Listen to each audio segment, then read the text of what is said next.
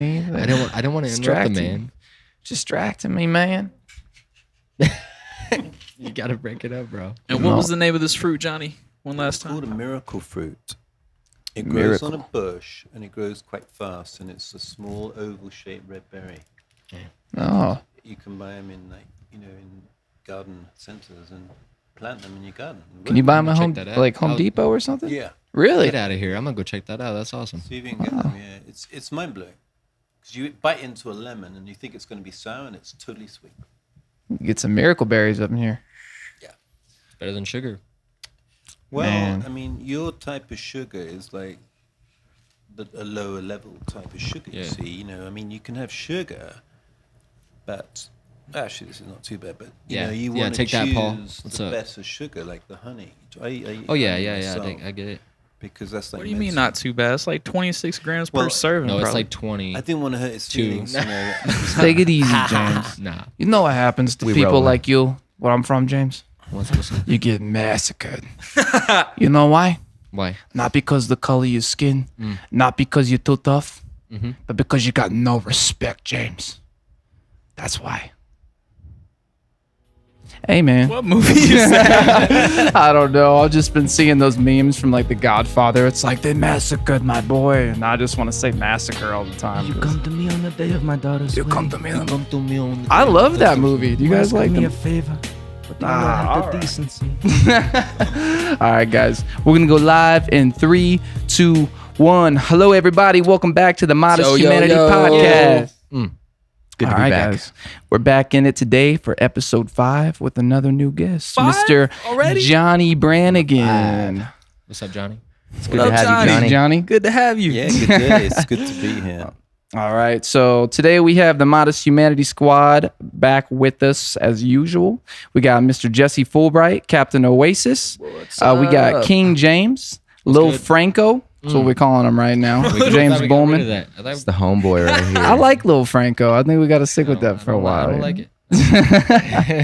All right, then Bryce Beasley, Dancing Stone. Yo. And I'm your host, Paul haven't seen Renkin. Dice. Go by Marlon Roos. What was that? I said I haven't seen Dice in a minute. Oh, Dice. It's good to see you, Jesse. I haven't seen him either, For man. real. You know, you we've just been pointed it out as I was getting everything going. we've been spread out lately, man. I ain't seen any of you guys. Making moves, kind man. of been all over Making the moves. place. All over, man. All of us. Well, cool. Let's do a little weekly update with everybody. Let's go in it with Jesse, man. How's your week been? What's going on Been good, since the bro. last checkup?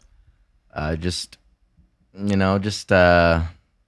putting that band together, Putting the band getting together. some yeah. gear, putting a band together, just trying to get out there. You know what I mean?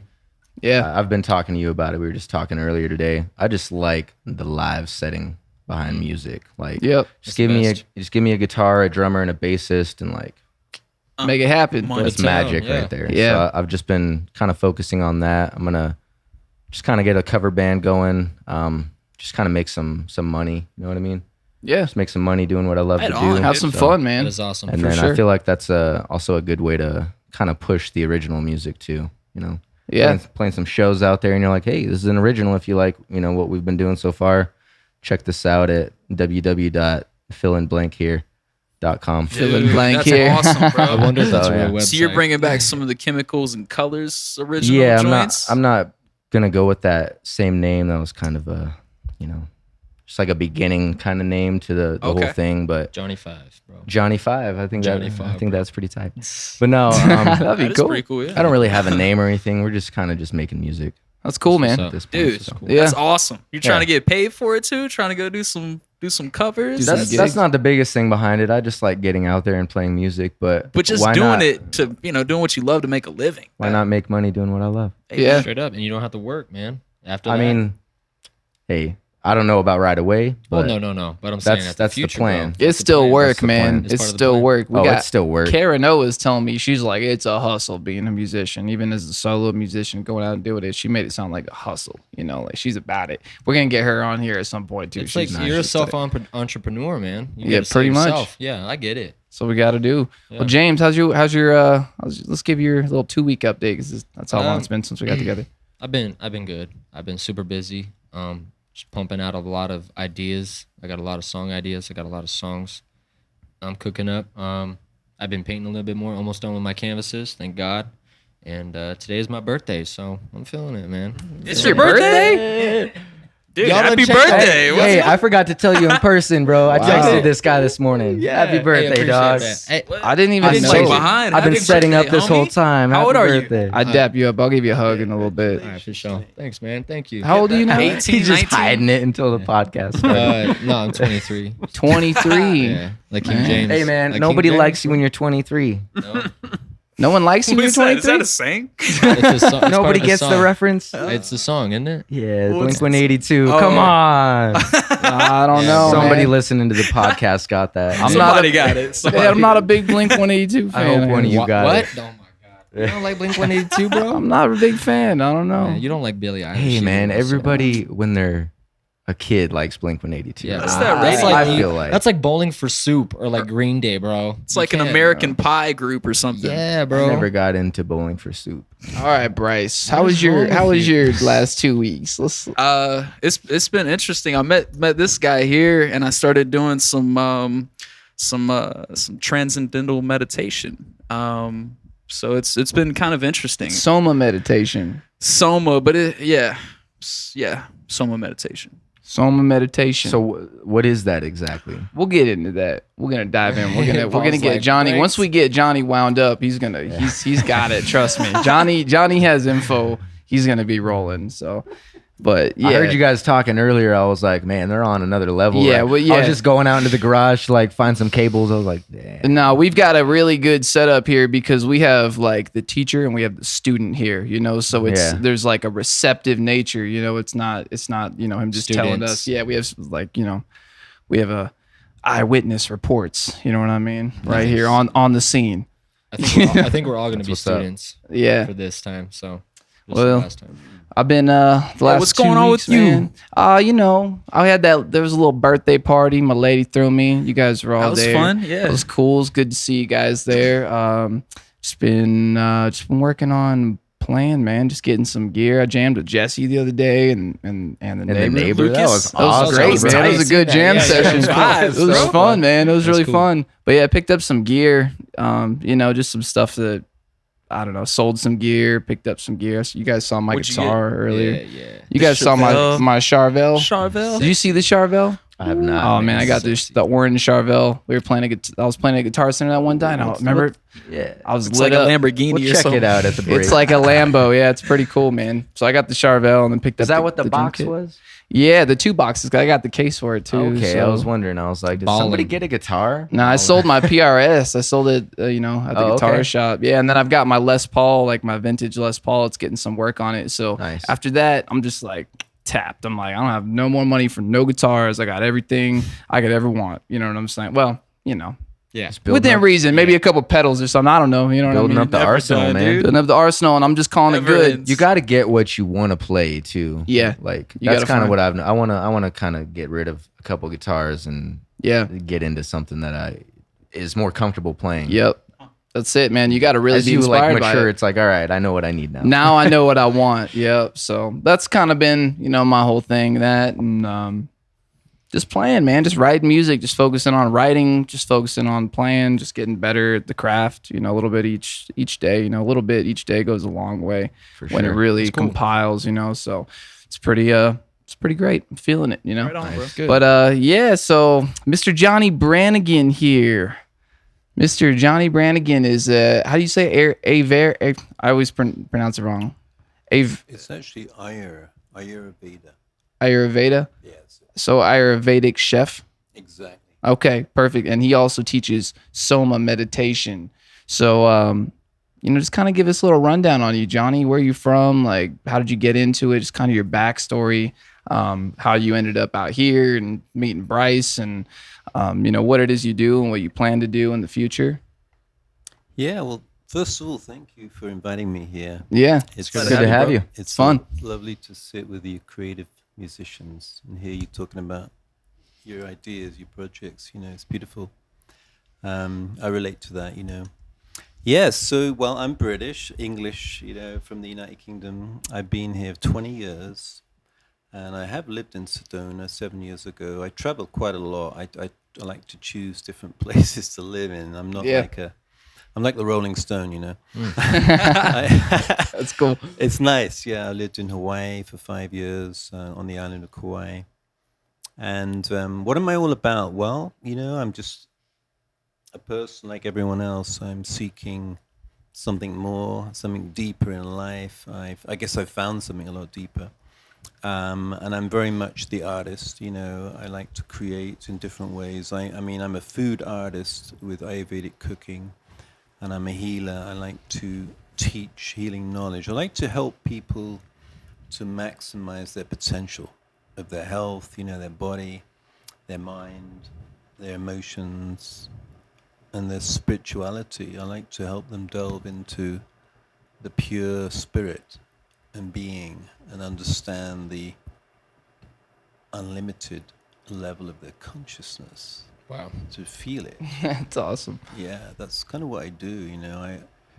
Yeah, you stumble into your role, I think, you know. I mean, I'm 60 years old, but I remember when I was 16 and I was at art school and I was learning meditation, you know, and I was playing a bit of guitar. Then I was actually in a band singing, and not a very good band, but you know, and like you find yourself years later, you're in Sedona, you're in the middle of a podcast, sitting on a kind of electric psychedelic carpet, and you're like, "How did I get here?" You know, and it's cool, you know, because you got these vinyl discs on the wall, and you got Jimi Hendrix and Johnny Cash. It all seems to make sense somehow, you know. Yeah, You know what I mean? It's that's like, great. Kind of unfolds. Something it does brought us all here at the unfold. same Yeah, time. Yeah. exactly. Would have never imagined you'd be sitting here with us right now. Exactly. I mean, how does this happen? You know, who Glad you're here, organizes all though. this stuff? Yeah, man. And it's delight because, you know, you're obviously a very purposeful people. You want to create music. You want to write music. I mean, that is beautiful. You know, because how can we live without music? Mm-hmm. Everybody has it. You know what I mean? Yeah. It's like if somebody said to me, well, if you could choose between art on the wall and music, you'd be like, well, music. Because, you know, it's like it's somehow has a depth, a greater influence than looking at art, you know, that you couldn't live without. Yeah. Right? Sound is sound, right? And to me, you know, that links to what I do as a meditation teacher, because we understand and value and use sound as our method, our tool, our technique for reaching deeper levels of consciousness. We use the resonance of sound. And sound is, you know, fundamental because it's said that the universe is made of sound, of vibration. The frequencies. Frequencies, exactly. And, you know, I understand, as a meditation teacher, I've come to understand and experience, you know, that there are layers in life, from the very surface, gross levels, to the subtler levels and subtler levels, to even beyond the subtlest, to the, you know, infinite level. And the sound frequencies, the vibrations at those levels is very different and has different effects, you see. Because in the world, you know, people generally, they live on the surface. They live on the gross level. They only experience that, you see. Living in the cities and being in their jobs and Yes, consumed and not getting into exactly. the internal, right? Yeah, I was kind of reading this thing about how people are really detached from, you know, like the cosmos now. They can't really see the sky when they live in cities. They're like completely detached from everything that happens out there, or just even being, you know, aware sun, that too. that's there. Yeah. Yeah. You know, so I think living in a place where we live, where we can see the stars, you know, every time I go outside, look at them at night, you know, it really kind of helps put life in perspective a bit more, as opposed to, you know, if you looked up and it was just black, you know, so, but yeah. That's a beautiful point, because it expands you. You see, we naturally are seeking expansion of awareness. That's Yeah. why we take drugs. Yeah. It You know, opens we- up that eye. Yeah. We want to experiment because we're not satisfied with this superficial level. It's not enough. Right. However famous we are, however successful, however rich, it's not enough. So we take drugs, you see. But the ancient sages discovered that there's a way of opening that potential without chemicals, without substances that sort of affect you, and they have side effects. They affect your liver, they affect different parts of you in not such good ways. They found this natural way of expanding awareness to a much greater extent than a drug. Yeah. And they promoted that, but what happened is that over time that knowledge, that wisdom got lost. It got lost and it got replaced with other knowledge, for example, religions, which was more based on faith, And once the faith came in, it was like people were susceptible to being, manipulated, controlled a bit by leaders who were not so enlightened, let's say. They were still, limited in their vision. So they found in situations where they had, power or expansion, but they were using fear and they were using control. And so religion never really satisfied that people's longing for that cosmic awareness, you see, because they were left with this belief, faith. That's not enough. Yeah. See, so that's the beauty of the wisdom, the wisdom that uses meditation, Ayurveda, particularly the Vedas, the ancient knowledge, gives us techniques where we don't have to have belief. It gives us technologies which you can measure scientifically, even if you want to. What actually happens to the brain when you meditate, what happens to your body, what happens to your blood pressure, what happens to your chemicals, It's fascinating, you see. So that gives us a doorway into the expansion of our own consciousness, and that is, to me, the most exciting journey there is, right? Because you're actually returning to your own self. There's this famous poem, I think it's by Wordsworth, and he says something like, we shall not cease from exploration, and the end of all our exploring will be to arrive at the place where we started and know it for the first time. Do you know that poem? That's No, great. but it sounds really familiar, but I really like it. That sounds really cool. It's cool. It's so simple. Yeah. And to me, that describes what I would call transcending, which, you mentioned transcendental meditation. And that was really where my spiritual journey began. I was only 16. I was at art school. I was painting. And I was taking some drugs. And, here and there. As one does. As one does, yeah. Everyone was. At art school, you can imagine it. And then somebody I knew who wasn't at art school said, I've been doing this meditation. And it's, comes from this famous guru. He's an Indian and he's always laughing. And he's been teaching the Beatles to meditate and stuff like this. And even Mick Jagger, I think, was learning. And, we've been doing it. And we think, why don't you try it? It's really good. And I'd know these two. They were two brothers. I'd known them since I was 10, right? And I saw them go through, like, the drugs. And they had really long hair, like the hippies. They were like hippies. And then all of a sudden, they were, like, different. They went away to Switzerland. They studied with the Maharishi. And they came back. And I was like, what's going on with you guys? You seem like a lot happier. You seem a lot brighter. You seem a lot. It's how you can sense someone's energy.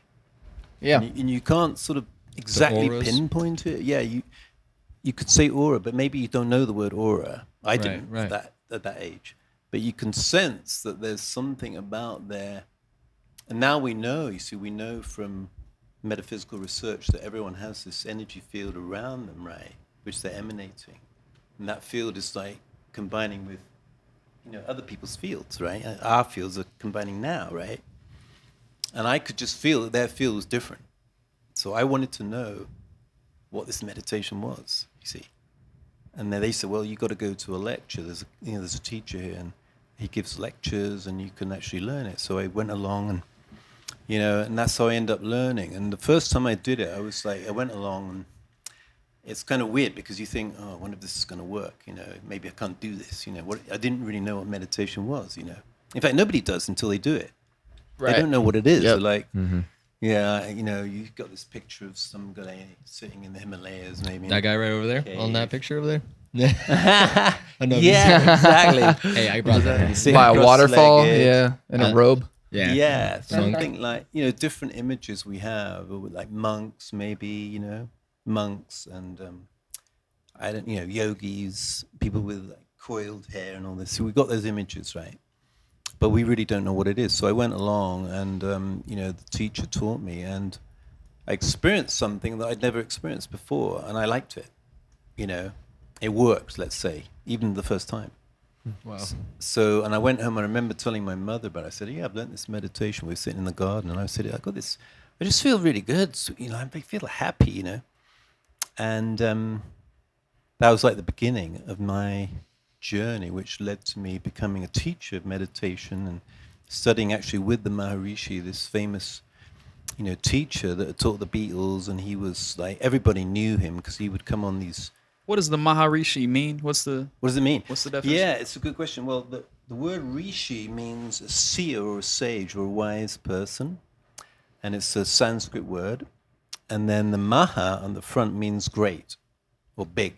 Okay. So it's like somebody who's a great seer. So it's somebody who has the deep insight and wisdom inside, like they have the realization, which is mystical, spiritual, but they also have the knowledge so they can teach it, They can help others get to that state. Because when you think about it, you see, the Maharishi was definitely the most successful meditation teacher that we've had for like maybe hundreds or even thousands of years, because he had the biggest impact on the world, because he basically made meditation a household word. I mean, he taught the 4 Beatles to meditate. He persuaded them to go to India for 2 months right after Sgt. Pepper's album came out. They were like the height of their success. Why would they? reason Why they would were they great. take their time? Yeah, why would they take their time out just to go and meditate? Why wouldn't they just make another album, make more Wow. money? Right. But they were like, no, we're going to India. We're going to meditate for 2 months. That was like Self-care. unbelievable. Self-care, Yeah, yeah, they straight did up. that, at that time. Yeah. It wasn't like they were like losing it or desperate or Bored. losing, or anything. Yeah. They were like at the height. So that made it even more impactful to people watching this phenomenon. What are they doing in this ashram? What's an ashram? Why are they wearing these loose Indian clothes and not playing music? But as it turned out, they were writing songs, and it was possibly one of the most productive, or maybe even the most productive time of their You lives. said they wrote the White Album They there, wrote right? the White Album and Abbey Road, 2 of the most famous albums. Really? They wrote them after going to India? They wrote it in India. Oh, in India. They were okay. there. In their spare time, between meditations and lectures, they would get together and play with Donovan. He was there as well. The famous English. No. Oh, you don't know Donovan? No, I don't know Donovan. Who's Donovan? Donovan? No, we got some education. Donovan is this amazing, folk singer who was very famous in the 60s, electric folk. He wrote songs like The Hurdy-Gurdy Man and Sunshine Superman, Mellow Yellow, I'm Mad About Saffron. You don't know any songs? I don't know any Mellow of them. Yellow sounds familiar to me. Yeah, I was gonna say Mellow Yellow. They call me Mellow Yellow. That's right. Yeah, there we go. He is a trip, that guy. He's like this very sensitive, total hippie. He loves to dress up in all these velvet clothes. He lived on an island off Scotland. He was a dreamer, but he was extremely successful in the 60s era, you see, as this electric folk singer. One of his best songs is Season of the Witch. You must know that song. I know that one. Must be the season of the witch. I got that on my playlist right now. It's like in the I don't top know 10. that song either, man. That's a Better good write song. this I'm down, falling Paul. short here. Falling short. We're going to play that after this. All right, that sounds Because you're good. gonna That love sounds it. good. They Yeah, wrote he's- 2 albums there, though. 2 albums. I mean, the White Album, a lot of people consider to be, like one of their greatest best ones, works. Yeah, it's so unusual, the Yeah. variety of it, Abbey Road, I mean, I guess that was their last album before they broke up, and that's definitely a great album. Very famous album, of course, Let It Be was on there. You see, that's a song about meditation, Let It Be. Is it? Okay. Yeah. I don't know that. Mother Mary comes to me. Well, originally it was Maharishi comes to me whispering words of wisdom, you see. It all makes Wow. sense if you think about it, right? Because the Maharishi was teaching the mantra, a word, a way of meditating using a word, you see. That's the technique. So they originally were saying, Maharishi comes to me teaching words of wisdom, whispering Wow. words of wisdom, but they changed it to Mother Mary because they were maybe trying to make it even broader, the appeal. Wanted to appeal to the masses. Yes, they all did that. You see, George Harrison did that with his famous song "My Sweet Lord," right? You see, because he was after he learned meditation, he started doing some chanting with the Hare Krishnas. You remember the Hare Krishnas? Hare Krishna. No. Hare Krishnas? He says hallelujah in the song, and at the end, toward the end, he starts saying Hare Krishna. Hare Krishna, yeah. And he did that on purpose. See, the Hare Krishnas was another, spiritual meditative movement in the 60s at the same time as the Maharishi. But they focused on chanting and food. So they were very popular because they gave away food free and in the street. And they talked about chanting this simple mantra, Hare Krishna, you see. And they said that will get you closer to God because both those words mean God. Hare and Krishna. It's like saying God, God. Oh. But in Sanskrit, right? So that was their belief. And they became very successful because they started these restaurants all over the world. But you see, George, who was like probably the most spiritually inclined of the Beatles, I'm not going to say he was the most spiritual because you can't really define what is spiritual, I don't think, but he was definitely into the pursuit. Most involved, the wisdom. He learned the sitar and he was very into the Indian culture, you know what I'm saying? I remember hearing John Lennon say he was just there because of George. It's I'm just here because of George. Is that right? Yeah, I can imagine that. Yeah, but like John Lennon wrote the song, we're digressing a bit, but he wrote the song Across the Universe, Do you know that song? I don't know that song either. Oh, God, a beautiful song. I just started dabbling in him, so. We should play that as well. Well, it's a song that he wrote trying to describe meditation experiences that he was having. And it has the most incredible words. And it's very poetic, but in the chorus, he's singing the name of the Maharishi's teacher, which was Guru Dev. So the chorus goes something like, Jai Guru Dev, nothing's gonna change my world. Do you know that song? That sounds really familiar. Yeah, it's a very famous song.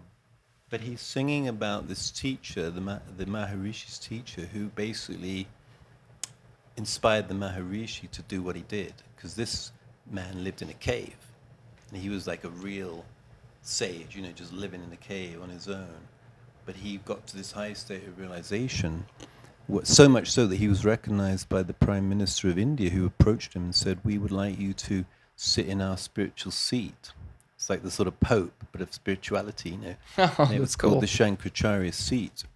And this was established by Shankara like years previously, who was an extremely famous teacher in India. And this Guru Dev, he actually refused because he was saying, well, I don't really want a worldly position, thank you very much, but I'm quite happy in my cave, He was that kind of person, Yeah. He wasn't interested in the worldly stuff because he just wanted the reality, and he was happy with that, you know what I'm saying? But eventually they persuaded him to. Anyway, that's a long story, but the Maharishi met him and, became the teacher he did, and he created centers of meditation all around the world. He made it available to people like me, you see. How would I have learned meditation if it wasn't for him going around the world 7 times and creating all these centers, And how I could end up teaching Bryce, you see. That's because of the Maharishi. Yeah. See? Spreading the Well, guys, knowledge. we're running about 30 minutes right now, so we'll take a Already? little break and we'll come right back. And then when we come back, I'd like to hear from Johnny and Bryce, about your side of teaching him and your side of receiving, and just kind of learn from the whole thing and see what's there to be gained. And also talk about your book a little bit too. Indeed, Which we've a couple of us have picked up so far. So we'll be right back in about 5 minutes, guys. Peace. Peace and love. Cradled me to sleep. I was just I was just sitting on the ground, just laying there with my back. What song flat. was it? Something about pavements or concrete or something. Chasing pavement, I think. Give up? Oh, should I just keep chasing pavement? That's it. That's the one. It leads nowhere. She was singing that, and it just put me to sleep. Oh, I love that song, man. That one I just like. I just. She's killer, man. Oh man. What about Sia? I love Sia. I don't know, man. Sia. chandelier. She did that Skyfall, the James Bond theme. That Did was a- she? Yeah, Wow. See ya, bro. that's a great song. Adele, huh? Skyfall. Do you know that one? No. You're always cueing me to sing. It's funny. All right, guys. He's like, you're always trying to get me to. It's the real thing, man. So we're in the second half now. So let's get in this. Let's try this again, guys. Yeah, let's get We it. had a phone go off Take a moment two. ago, so we're doing take two right now. Couple phones. Couple phones And a computer. and a computer. It was a What mess. is that? It was a disaster. Got We hit just- with a It's probably an hurricane. Amber Alert. Try it that. hap- Hey, it's gonna happen every once in a while. You know, we just got to accept that. All But at the same time, though, that was weird. it was pretty weird, you know. But hey, Johnny Cash always seems to fall off in the He's- first 5 minutes, but he's still on the wall. he's he's still up chilling there. these days though. He just Fuck accepted his you. fate. He's like, I'm in this now. So all right, so let's get back into it with Johnny. Let's talk about his book.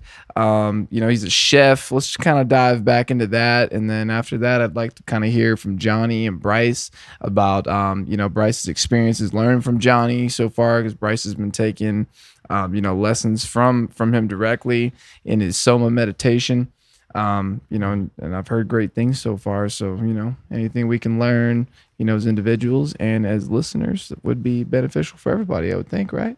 Yeah. Right on. Cool. Well, let's jump into the book. So, Johnny, if you want to go ahead and take the floor. Hold up that book for everybody too. Hmm. Hold it up Eat, there. Taste, Heal. Yeah, it was. Got a lot of cameras. This book was a collaboration. It was written in Hawaii on the island of Kauai, which is probably one of the purest places I've lived. It has a very extraordinary sort of bosom-like, spiritual vibration, atmosphere. You just love to go back to Kauai, if you live there.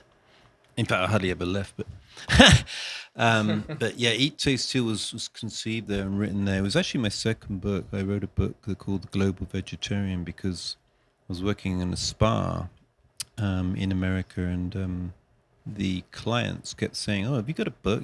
I like your recipes, I like your food, whatever. You should write a book."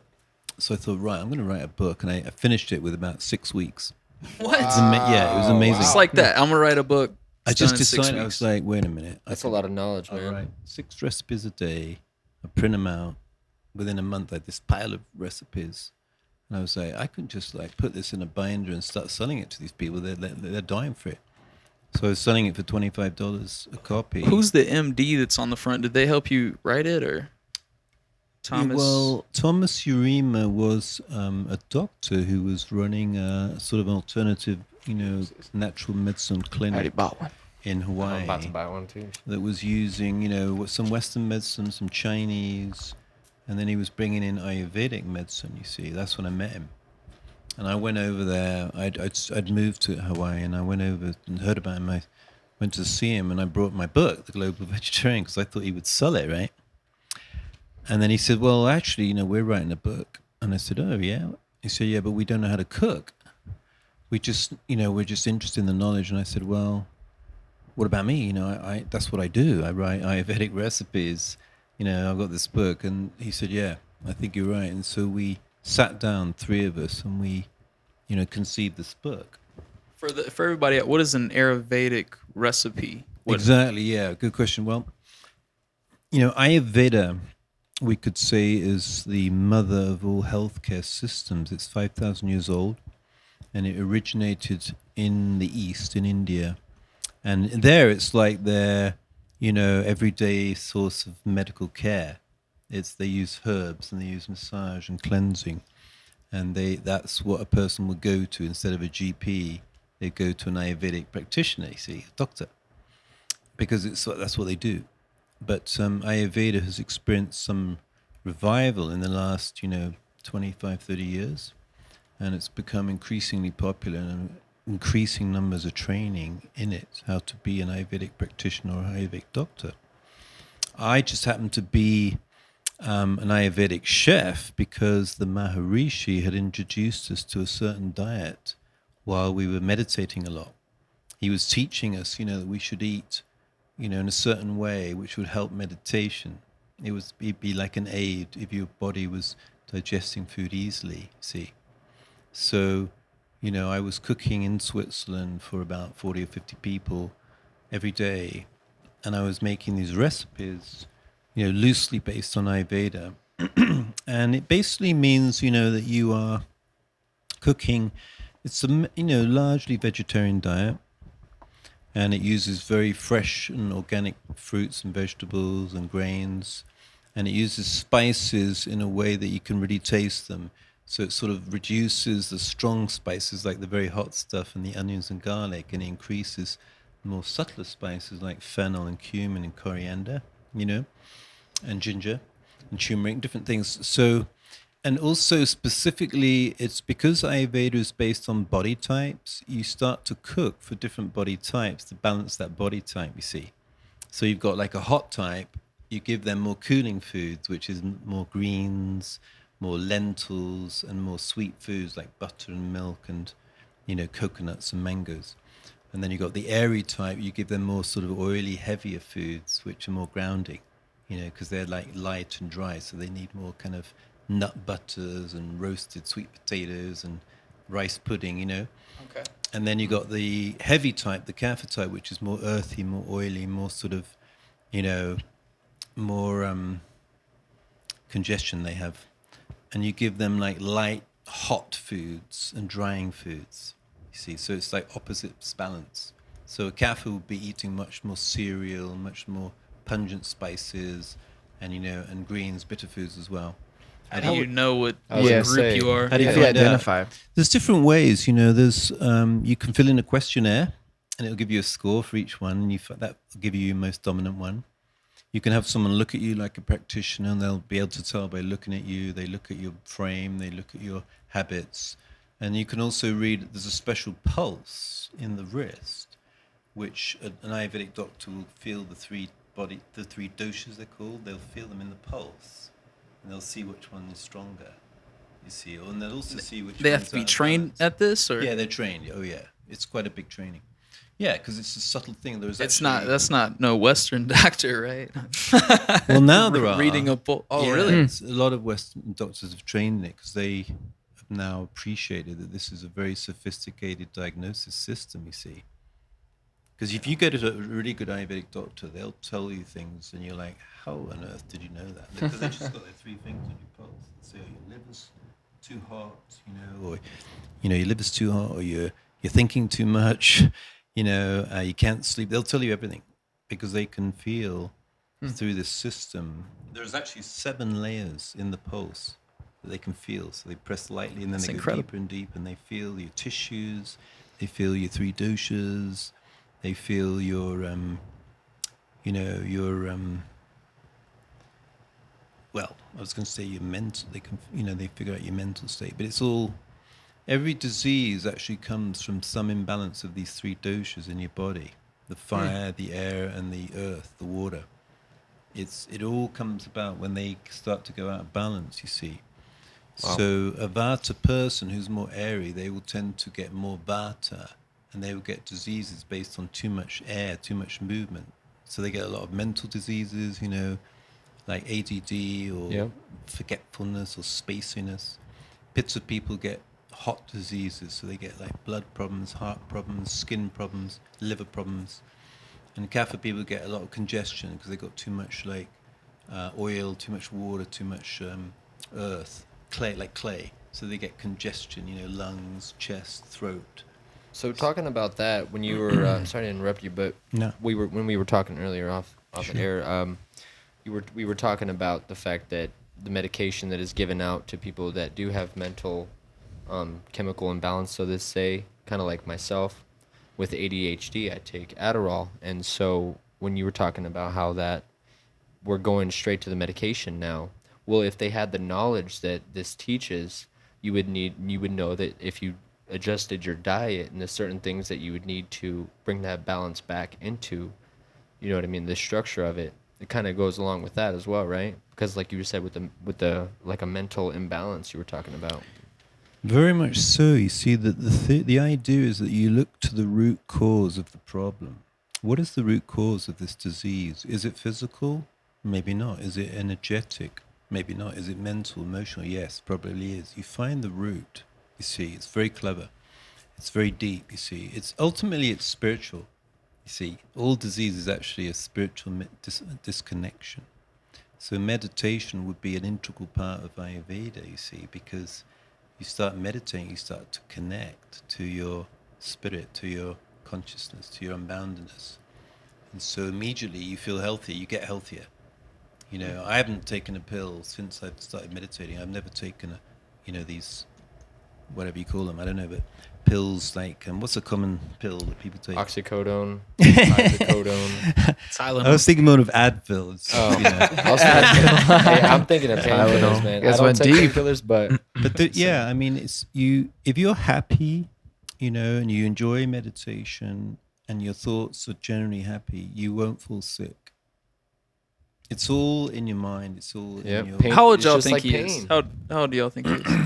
Well, he said he was 60 in the I was first about half. to say, So, bro, I you was know. about to say, Man, but I didn't hear that. Okay, If I didn't. If I were to guess though, man, I'd probably say like late 30s though. Yeah, Yeah, right. I'm being straight up honest with you, I man. said like in his I'm 40s. loving you now. I was Jay. gonna say man. mid-40s. I was gonna say like 38, maybe 39, bro, because his face is Wow. bright up, his eyes are wide open. When he goes to stand up, he's not like He's falling chipper, over, man. He's balanced, man.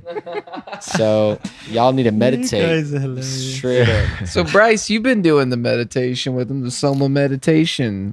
How's that been? It's been interesting actually. It's been kind of a roller coaster. I mean, I feel like it's been releasing a lot of internal things. Like he said it would be almost like cleaning a mirror. So it reflects the rest of the world more clearly. So here, let's do this, Johnny. What's a good? Just give like a pretty quick description of what Soma meditation is. You know, because you showed me that graph where you kind of explained it. But you don't got to draw anything out. But just kind of explain the depth of what that what the teachings will do for you. Yeah, that's a great question. Well, it's a very simple practice. It's a natural practice. You tend to have to sit down and close your eyes because you are going within. Your senses, instead of going out, are going in. And their findings are like a nourishment inside, because we look for nourishment outside. We like ice cream, we like sex, we like rock and roll, whatever, we like things outside, right? But if you go inside, you find there's something even more, something more powerful, which nourishes you, gives you the same feelings with less effort, That's what's so cool about it, you see. It's easy. Because the mind, you don't gotta it buy is, yes, it's the Soma meditation. What it stands for the 7 secrets of meditation. And what that is referring to is that there are 7 simple steps to learning. And once you've gone through those steps, you can basically meditate successfully for life on your own. You can just do it, and that's you're self-sufficient. And you can meditate anywhere. So meditation, what it is it's a settling down of the mind. Your mind settles naturally and becomes more and more still, but it also becomes more abstract. So you're less bound by thinking, and you're more in the area of feeling, and then you're in the area of being, you see. And the area of being is what is missing for people's lives, you see, because they're all about doing. Everyone can do, they're going here and there, they're thinking, they're creating, they're making money, but they don't know about being. And that's the secret of life, you see. So if you can be, your metabolic rate becomes very subtle and gentle, and you are in a state of rest.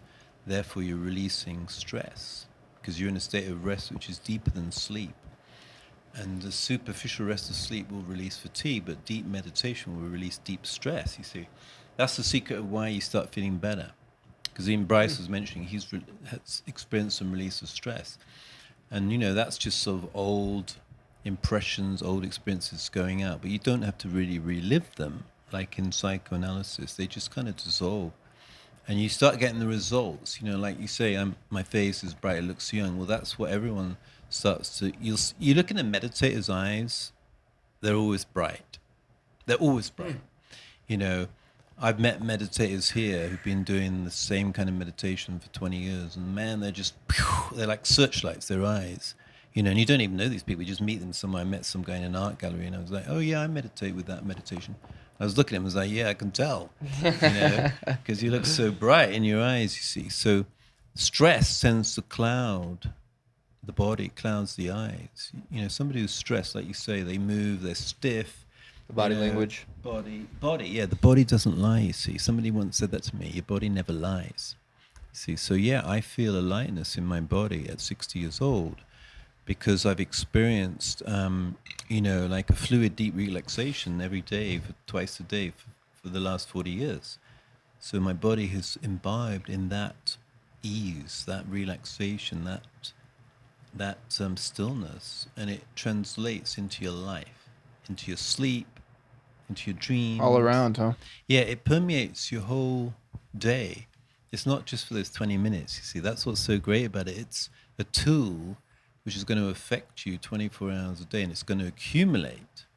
So after a while, you know, you're not going to get a stress-related disease because you're getting rid of stress every day. Because, you know, 95% of disease is stress-related. All the common diseases come about through stress. The main thing that kills people is heart disease, heart attacks early in life. It's because of stress. It's not because of butter and bacon, as we've been told, and all that. Yeah, And sugar. and you see, you can whatever you eat, you can convert it into something good if your digestion is strong. This is what Ayurveda believes in. You see, Ayurveda doesn't say don't eat that, don't eat this, or eat that. It doesn't do that. It just says perfect your digestion. It sounds like they're not really controlling, just like the religion and stuff. It sounds like it's just like an open thing, which is really cool. You're so right. It's more objective, you see, where it says, well, if you eat goat cheese, it's going to have that effect. If you eat basil, it's going to have that effect. It just tells you what it's going to do, but it doesn't say, don't do that, or don't eat that, or be a vegan. It doesn't do that, you see. It's not judgmental, which is so cool, you see. It's because open. It's knowledge. Everyone's at a different level. Everyone has a different appeal. You know, if you want to eat chicken, eat chicken. You know, if you want to eat leaves, eat leaves. You know, it's all personal, you see. And that's what I love about the Vedic wisdom. It's not judgmental. It's just information. And you can utilize that information as techniques for your own benefit, you see. And it's definitely about longevity. You know, you definitely feel that you are kind of invincible, you know. You feel like you're invincible. You don't get sick. You're not seem to age particularly. And, You used a metaphor the other day. You said pulling. It's like the arrow. pulling an arrow back on a bow. Exactly. Meditation, and then just releasing Letting it go and the feeling of it, man. On that third day after doing the 3 sessions with you, it was quite a day. I did a session of Tai Chi, learned a couple moves, and then I did a Arnis class too, and then I went and did this hike after I ate lunch, and then I went and saw you and meditated with you for 2 hours, and then I came over to chill with Paul over here. We ended up working on music. It was like I was a machine. Yeah, we did, and we did a lot that night too. We had no intention to do anything. No either. intention. It was just like it just boom, boom, boom, just unfolded. So and like different things, you know, like sporadically just creating all around. It was quite the night. Sounds man. like a good day. We had breakthroughs that day. We had some breakthroughs that we've been stuck up on, so it was pretty, you know. And that's that you said the bow thing to me there. And I just want, like, I was learning the meditation with you, and I wanted to like go work on music or like go, you know, chase that girl over there at the pool or whatever, you know. But I was like, no, like this is better for. I need to do this. You know what I'm saying? It's temporary, and this is longevity. Yeah, so exactly. Yeah. Well, you know, I like to hear your experience, because the bow analogy of pulling the arrow back, I think, is a very apt, you know, metaphor, because, you know, if you don't pull the arrow back on the bow, it's just going to like flop it on the ground, isn't it? It's not going to shoot and hit the target, right? Right. And in meditation, that's exactly what we're doing. We're bringing the mind back to this state of restful alertness.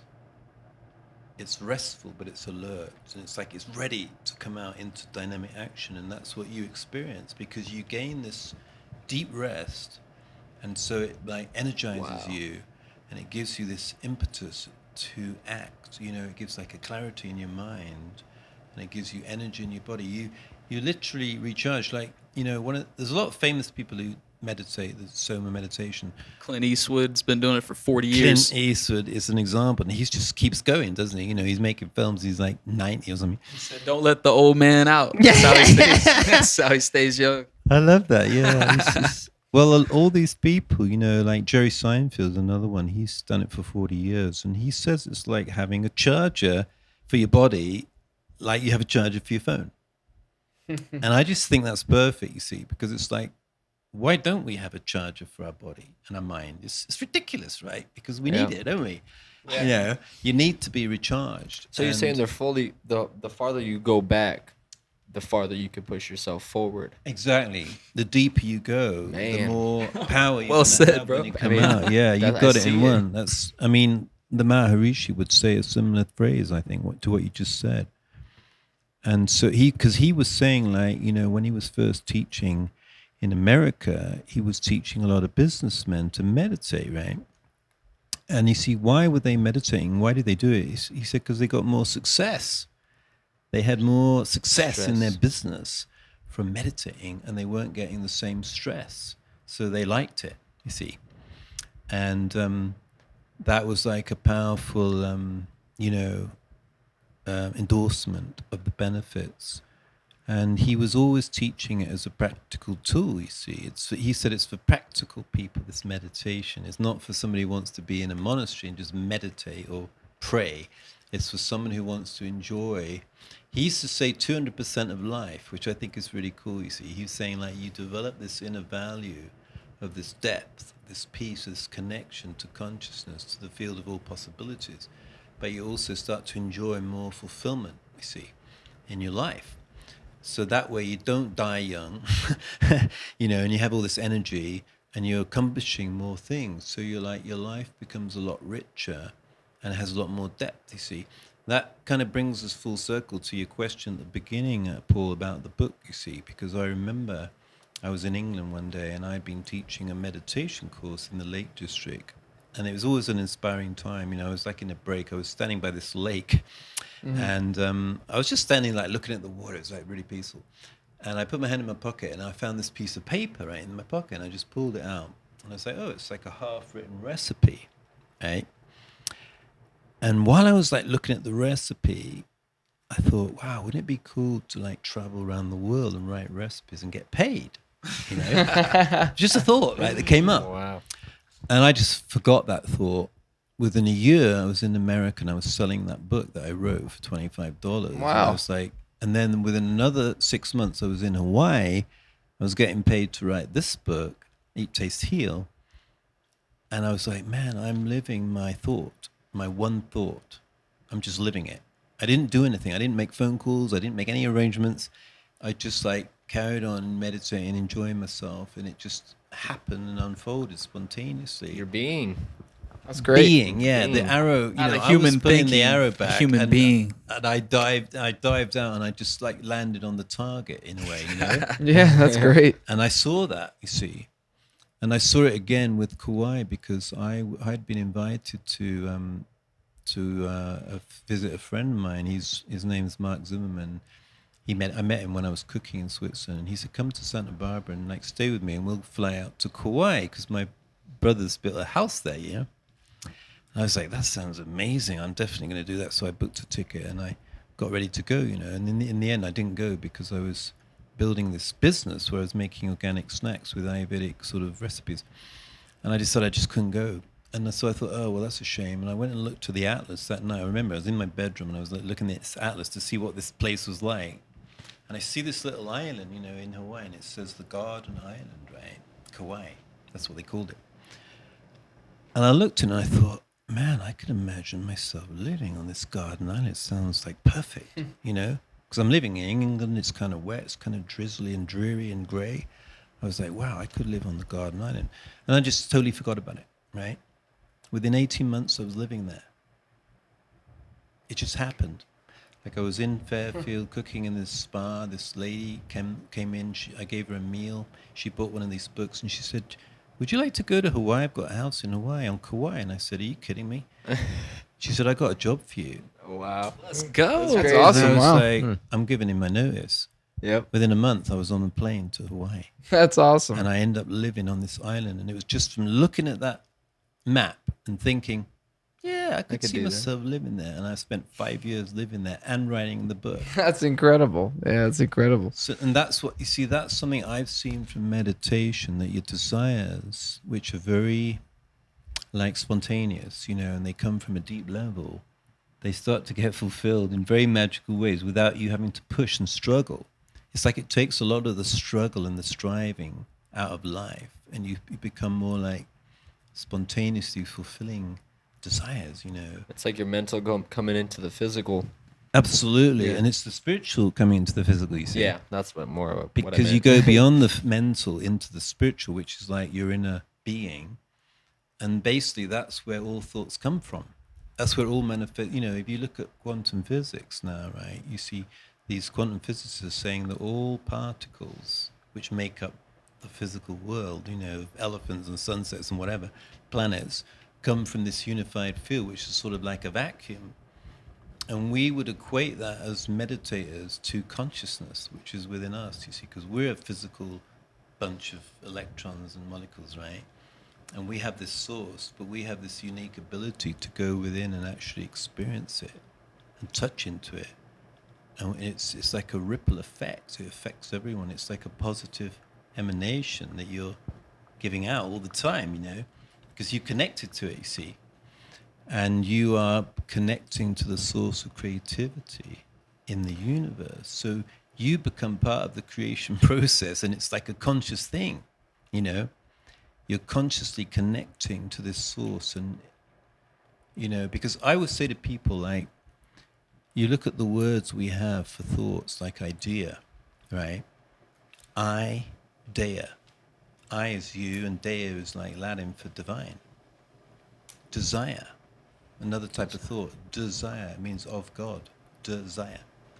So all of your thoughts, all of your ideas are coming, their impulses coming from this, divine source, or this transcendental source. And so if you can connect consciously to that transcendental source, your thoughts are going to get powerful, and they're going to be fulfilled more easily, see, because you're more in tune with that transcendent level. I got something to say about that. So when they my brain's going crazy right now, but I had a thought, man, and I could feel it. So when they're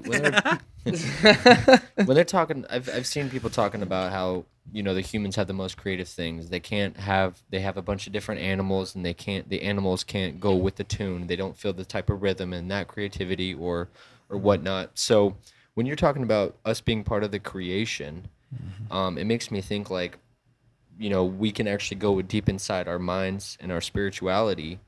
Do you think, okay, this might sound weird, but do you think that that's why we're called human beings? Because we're literally being human. We're humans being in the being. Does that make sense? And they don't call dogs dog beings or ape beings. It's human beings because we can always with the actually, dogs you know what with I'm you. saying? Hey, I got a dog and I love him. So, Well, but like it makes me think about Shody. that. That's probably the most profound question that we've Yeah, had. think about that. I love that You question. think about that. It's a great question, because I always say to people that if you look at humans, they're the only being, the only creature that has the ability to self-reflect. Cats and dogs, yeah, they get Are cats beings? yeah, they're beings, but their ability to connect to being is limited because they're working on an instinct. We see dolphins, we see elephants, and we think, wow, that's magical, right? But you never see a dolphin riding a bike or taking a picture or on a evolving computer really quickly. or yeah. eating a meal. They work on instinct, so they're very limited, right? They don't self-evaluate, right? That's right. They don't Yeah. really. They don't self-reflect. I mean, Should I swim over there? They don't think about that. They're just like, Well, they certainly think about swimming over there, well, I but- mean, but yeah, like I don't really know how I feel about Jerry the dolphin over here making fun of the way I speak or whatever. You know, they're what I like, mean? are my not, like- flippers too They don't small? have a That's what I'm conscience, saying. They don't- though, they're- essentially, yeah. right? yes, exactly. But I mean, obviously, animals do perform in magical ways. I mean, I saw this picture of a kitten hugging a duckling on Facebook the other day. It was like Fluffy meets Fluffy. It was the most incredible picture. It was like, so it makes you think, like, there's a feeling level, like the way dogs relate to us. There's definitely a feeling level. They're obviously very sentient, intelligent, but they're just limited. We're not. We can think up anything and imagine anything, and we can create it. That makes us. That's crazy. That's through spirituality, right? It is spiritual, because spiritual means whole. You know, the word being refers to something which is unlimited, which is unbound, which is omnipresent, you know, which is infinite. So you're right, what you're saying, human being is a man, a person that has this dimension to them which is unlimited. I knew I was onto something. Well, It's on that beautiful. note, Well, guys, it's very profound, yeah. we're at 1 hour now total. So, You're coming Johnny back. Brannigan, thank you for coming, sir. Thanks so much, Thank you Johnny, for man. coming. That was And awesome. blessing the podcast. We appreciate it. Thank you. Thank you very Thank you much. so much. You guys Thank are you. an Diamond. amazing group. Man, I love your energy that you're generating. It's a privilege to be here, you know, an experience, which I've really found enjoyable. Yeah, thanks for Cool, calling it it a was good to have psychedelic it. carpet. I'm glad somebody recognized it. as electric, psychedelic. man. He said electric too. Hey, I was very specific about this carpet. when He I picked was. it up. You literally, man. You should come up with some cool ass names, because like you don't even think about what should I call it. You're just like labeling it, and it's just perfect. So that's awesome. Because I didn't even know what to call this thing. So All right, guys, we're gonna sign off now. Episode 5. Episode 5. Cinco. I don't even know Take it easy out there, folks. the name. All right. Be careful. Peace. Make sure you do your meditation. Peace. Meditate.